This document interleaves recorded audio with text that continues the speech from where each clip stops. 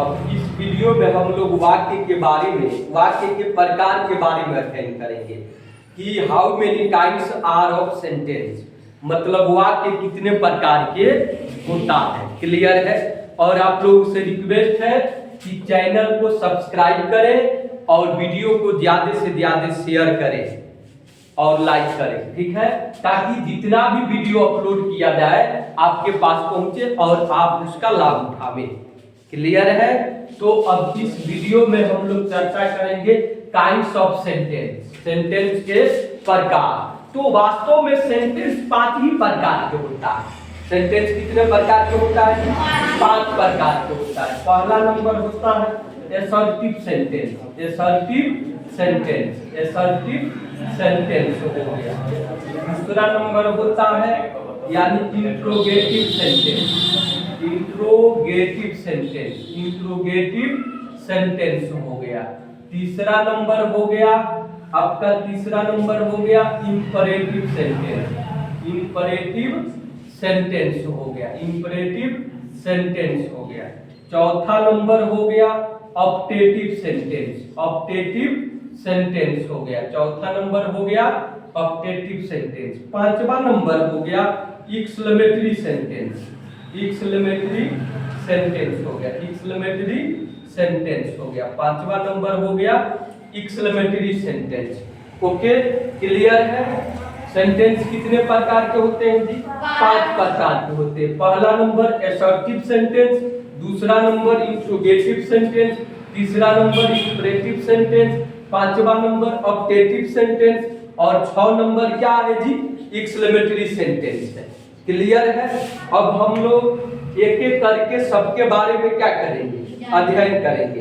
तो अब इसमें अध्ययन करेंगे असर्टिव सेंटेंस क्या है, यानी व्हाट इज असर्टिव सेंटेंस।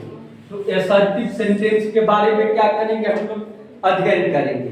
तो असर्टिव सेंटेंस को समझना है कि यदि किसी वाक्य में हाँ या नहीं का भाव प्रकट होता हो, या तो हाँ का भाव प्रकट होता हो या तो नहीं का भाव प्रकट होता हो, मतलब दोनों में से किसी न किसी का भाव प्रकट होता हो, तब उस प्रकार के वाक्य को असर्टिव सेंटेंस समझते हैं। क्लियर है जी? जैसे में क्या हो जाएगा? Ram is a boy, Ram is a boy. अब इसका मतलब क्या कि हाँ राम एक लड़का है, Ram is a boy, Ram एक लड़का है। इसका मतलब क्या हुआ कि हाँ राम एक लड़का है, यानी इसका जो अर्थ है वह किसमें व्यक्त हो रहा है? यस में। इसमें आ रहा है जी? यस में आ रहा है। इसलिए यह कौन सा सेंटेंस है? असर्टिव सेंटेंस है। अब इसको भी कह दिया जाए कि Ram is not a girl, Ram is not a girl. इसका मतलब इसका भाव किसमें व्यक्त हो रहा है? नहीं में, यानी नो में व्यक्त हो रहा है। ओके, इसका अर्थ किसमें आ रहा है जी? नो में आ रहा है। इसका मतलब कि यह भी क्या है? असर्टिव सेंटेंस है। असर्टिव सेंटेंस में या तो अर्थ यस में व्यक्त हो या तो अर्थ किसमें व्यक्त हो जी? नो में व्यक्त हो, यानी दोनों में से यदि किसी का भी भाव प्रकट हो जा रहा है तो फिर असर्टिव सेंटेंस है, या दोनों का भाव प्रकट हो जा रहा है तभी भी क्या है जी? असर्टिव सेंटेंस है। अब इसके भाव के प्रकट के आधार पर, असर्टिव सेंटेंस में भाव के प्रकट के आधार पर असर्टिव सेंटेंस को 2 भागों में बांटा गया है। असर्टिव सेंटेंस को कितने भागों में दी? 2 भागों में बांटा गया है। किसके आधार पर? भाव के प्रकट के आधार पर। पहला नंबर है अफर्मेटिव, क्या है जी? अफर्मेटिव है, अफर्मेटिव सेंटेंस। क्लियर है? पहला नंबर अफर्मेटिव सेंटेंस। दूसरा नंबर क्या है? Negative sentence, negative sentence, negative sentence. Clear है?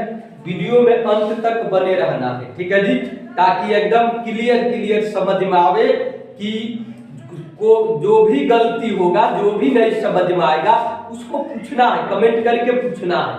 क्लियर है जी? अब इसमें क्या करेंगे? असर्टिव सेंटेंस, यानी असर्टिव सेंटेंस में भाव के अर्थ पर, भाव व्यक्त करने के अर्थ पर कितने भागों में बांटा गया सेंटेंस? 2 भागों में बांटा गया। पहला नंबर क्या है? Affirmative sentence. दूसरा नंबर नेगेटिव सेंटेंस। तो अफर्मेटिव सेंटेंस किसका भाव व्यक्त करता है? यस का।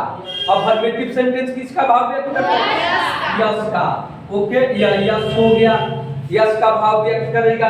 नेगेटिव सेंटेंस किसका भाव व्यक्त करेगा? नो का भाव व्यक्त करेगा। क्लियर है? कोई प्रॉब्लम नहीं है जी। जैसे क्या हो जाएगा? Ram is a boy, this is affirmative sentence. क्यों अफर्मेटिव जी? क्योंकि इसमें किसका भाव व्यक्त हो रहा है? यस का। किसका भाव? यस का। राम इज ए बॉय, इसका मतलब हाँ राम एक लड़का है।